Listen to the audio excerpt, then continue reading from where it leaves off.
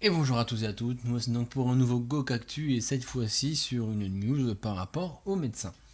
Donc c'est un article de Marianne, comme j'ai l'habitude de faire, parce que mon père il est abonné, donc autant trouver, et je trouve que c'est un relativement bon média. Et du coup, le sujet c'est peut-on obliger les jeunes médecins à s'installer dans les déserts médicaux? Parce que oui, ce qu'il faut savoir, c'est que les médecins en campagne, il y en a très peu. Il y en a beaucoup en ville, mais il y en a très peu en campagne. Et des fois, il faut faire 15-30 minutes, bien 30 minutes, et parfois même plus, selon certains lieux, pour aller voir un simple médecin. Alors que les médecins médicaux ne cessent de s'étendre, Jean-Luc Mélenchon, la France Insoumise, et Philippe Juvin, de Les Républicains, appellent à obliger les jeunes médecins libéraux à ouvrir leur cabinet dans les zones les moins pourvues. Une solution radicale alors que les subventions financières peinent à attirer. Qu'est-ce qu'ils proposent ? Pour résorber les déserts médicaux, Jean-Luc Mélenchon propose d'imposer aux jeunes médecins libéraux le lieu de leur installation, en contrepartie d'un meilleur salaire pendant leurs études. Je pense qu'il faudrait que les étudiants en médecine soient pris en charge par l'État, avec une paye normale, comme le SMIC. Et ensuite, ils doivent 10 années à l'État, sans possibilité de les racheter.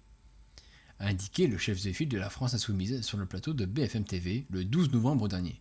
Jean-Luc Mélenchon explique concrètement comment il s'y prendrait.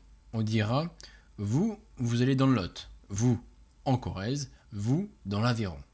Et voilà comment on pourra combiner notre intérêt à tous et tout le monde sera heureux à la fin.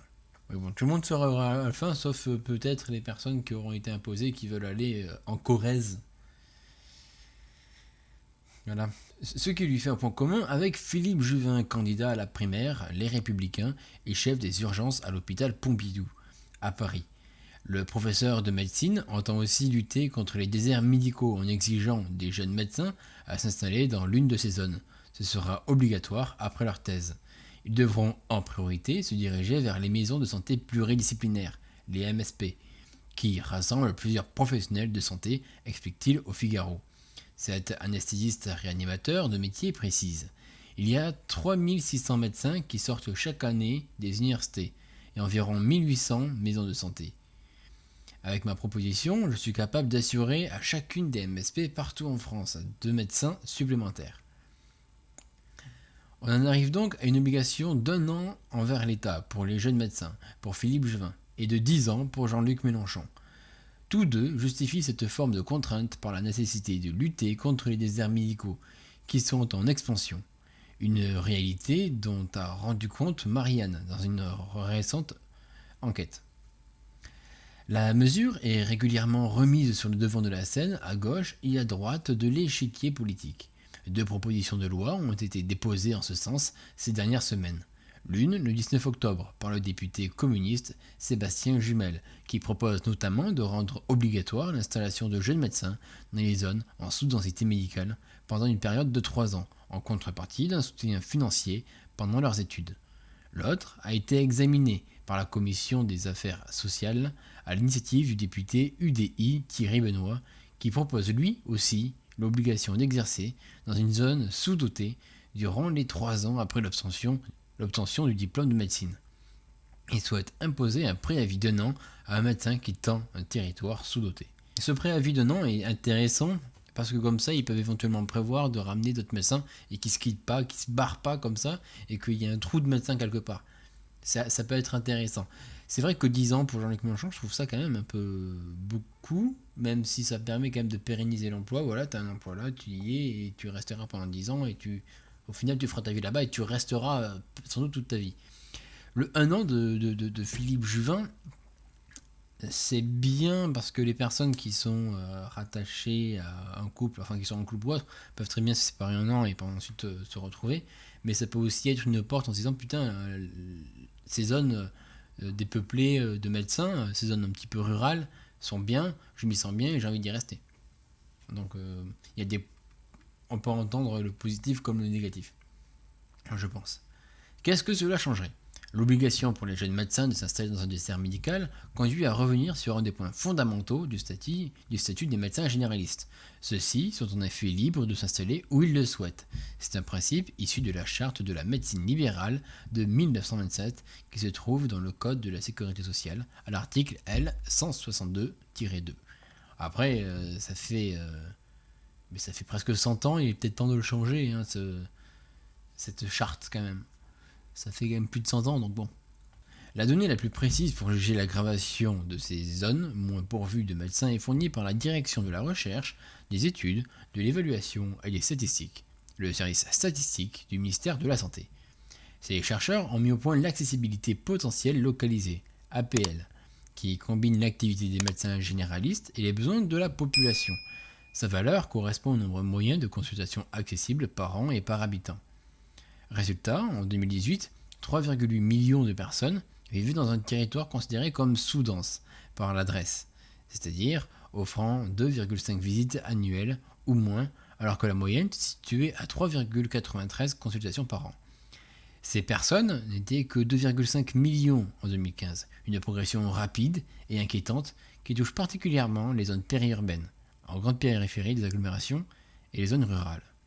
Donc il y a une augmentation de 1,3 million de personnes en 3 ans. Donc si on continue, alors on est peut-être à 5 millions actuellement de personnes qui sont considérées dans ces zones sous-denses. Peut-être qu'une supposition là, faut pas non plus s'exciter. Comment l'expliquer ? Il y a un double mouvement. D'abord, le nombre global de médecins est en nette baisse. Depuis 2010, les très nombreux soignants formés dans les années 1970 et 1980 partent à la retraite, des départs qui ne sont pas compensés. Entre 2012 et 2021, le nombre de médecins généralistes par habitant a baissé de 7% en France. Pour y remédier, les pouvoirs publics ont supprimé le plafonnement du nombre d'admis en études de médecine, le fameux numerus clausus. La tendance à la baisse ne sera pas endiguée avant 2030, date à partir de laquelle le nombre de médecins commencera à augmenter, notamment avec la suppression du numerus clausus selon l'adresse. Parce que oui, il faut 8-9 ans, et à partir de là, le numerus clausus il est encore actif pendant 8-9 ans, donc voilà. En tout cas pour les promotions actuelles, quoi, les promos qui sont en master ou autre, ils sont encore en numerus clausus, quoi. Enfin, le numerus clausus était déjà passé, donc ils sont limités. Autre explication à la désertification. Les jeunes médecins rechignent à s'installer dans les déserts médicaux, qui sont des zones peu attractives, pénalisées par le manque de services publics ou d'emplois correspondant aux qualifications de leurs conjoints. Pour y remédier, les politiques publiques ont largement favorisé les aides financières. Certaines collectivités proposent ainsi des exonérations fiscales ou des chèques de 50 000 € après une installation, sans amélioration. Après, pour l'attractivité de ces lieux, il y a la dévitalisation donc, des villages et des centres-villes, des centres-villages, des centres-bourgs, que je vous conseille d'aller regarder, d'aller vous documenter un petit peu. Et ça, c'est au pouvoir politique à faire en sorte que les centres de villages, centres-bourgs, etc. ne se dévitalisent pas, quoi. Même si, bien sûr, le fait que ce soit à l'extérieur d'une grande ville, c'est toujours un petit peu pénalisant pour beaucoup de personnes. Est-ce possible de le faire ? Parce que c'est important. L'aggravation de la situation conduit certains responsables politiques, comme Philippe Juvin et Jean-Luc Mélenchon, à estimer que l'obligation de s'installer dans un désert médical est nécessaire. Cela revient à faire peser une contrainte forte sur le principe de libre installation des médecins, qui risquent de contester cette mesure devant les tribunaux. Si les deux candidats ne l'ont pas clairement exprimé, l'idée d'une contrainte dans l'installation peut être justifiée par le droit à la santé, qui est un des principes constitutionnels, et donc supérieur à la libre installation qui est prévue par une simple loi. Parce que c'est normal, tout le monde a le droit d'être guéri, quoi, d'être en bonne santé. Et pour cela, il faut des médecins. Pour limiter le risque juridique, les partisans de la contrainte comme la Cour des comptes plaident généralement pour agir sur le conventionnement, ce qui correspond au fait pour un médecin de signer une convention médicale avec la sécurité sociale, ce qui notamment permet un meilleur remboursement des patients. L'idée de la contrainte par le conventionnement est résumée dans un rapport du Conseil économique, social et environnemental, 16, rédigé par Sylvie Castaigne et Yann Lasnier en 2017. L'assurance maladie vient financer indirectement l'activité des professionnels de santé. En contrepartie de ce financement public, il est cohérent que les citoyens et leurs représentants puissent contrôler que cet argent est efficacement utilisé pour protéger le droit à la santé. Depuis 2017, la Cour des comptes plaide pour une contrainte sur ce conventionnement. Elle propose deux options, soit un conventionnement sélectif, qui revient à autoriser les installations dans les secteurs mieux dotés que si un médecin quitte son poste. Un type de contrainte qui existe déjà pour certaines professions médicales, comme les infirmiers libéraux.